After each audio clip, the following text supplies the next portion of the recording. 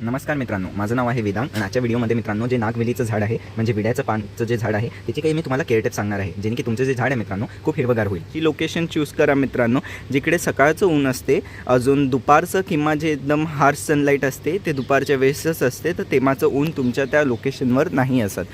तर अशीच लोकेशन तुम्हाला चूज करायला पाहिजे. पुढचं आहे मित्रांनो, याचं जी आहे वाढला खूप जास्त फास्ट करण्यासाठी ही गोष्ट तुम्ही करू शकता.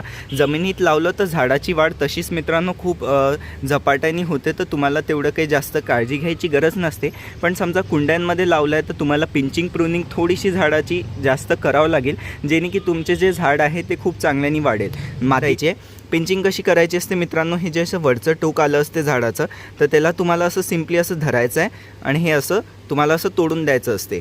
आता हे आपण तोडून दिलं मित्रांनो, ही झाली आता पिंच. तर ही पिंचिंगनी काय होणार मित्रांनो, आता हे पिंच करून दिलं आहे तर हे जी झाडाची आहे इथून ग्रोथ होणार. अजून हे जे झाडाची वाढ अशी वरवर चालली होती त्याच्या जागी मित्रांनो इथे आता नवीन फांद्या फुटतील आणि झाड जे आहे आपलं चांगलं असं हिरवगार बनेल आणि ते बुशी बनेल. पुढचं आहे की प्रूनिंग करायची आहे. प्रूनिंगचं म्हणण्याचा अर्थ काय आहे माझं मित्रांनो, जे खालचे पानं असतात ते तुम्हाला कापायचे.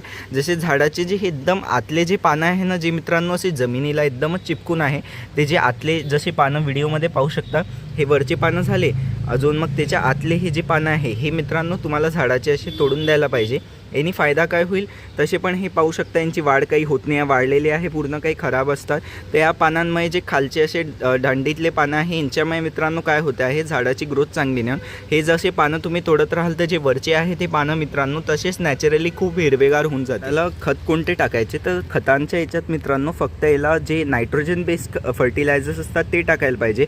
तर त्याच्यासाठी तुम्ही तिघांपैकी कोणतेही खत टाकू शकता. ते 3 खत कोणते आहे, शेणखत आहे, गांडूळ खत म्हणजे वर्मी कंपोस्ट किंवा किचन वेस्ट कंपोस्ट. या तिघांपैकी मित्रांनो कोणतंही खत तुम्हाला दर 15 दिवसापैकी किंवा एका महिन्यातनं तरी एकदा तुम्हाला तुमच्या झाडाला चांगल्याने देऊन द्यायचं आहे. आणि काही टिप्स मित्रांनो आजच्या व्हिडिओमध्ये मी तुम्हाला सांगितले. तुमचं जे नागवेलीचं झाड आहे त्याच्यावर नक्की वापराल, तुमचं पण झाड जे आहे मित्रांनो खूप चांगलं हिरवगार होईल. तर कसा वाटला व्हिडिओ आवडल्यास व्हिडिओला लाईक करा, शेअर करा, माझ्या चॅनलला सबस्क्राईब करून बेल आयकॉन नक्की दाबून द्या. अजून मित्रांनो आता इथे स्क्रीनवर तुम्हाला एक प्लेलिस्ट येत असेल खताची, त्या प्लेलिस्टला क्लिक करून नक्की पाल. त्याच्यात मी खूप चांगले ऑर्गॅनिक खतं सांगितले. व्हॉट्सअपचा ग्रुप नक्की जॉइन करा, लिंक कमेंट डिस्क्रिप्शन दोन्हीचे टाकून दिले. लिंकला क्लिक करून व्हॉट्सअपच्या ग्रुपमध्ये जॉइन होऊ शकता आणि झाडासंबंधित तुम्हाला काही प्रश्न विचारायचे त्या व्हॉट्सअपच्या ग्रुपवर तुम्ही मला विचारू शकता. धन्यवाद.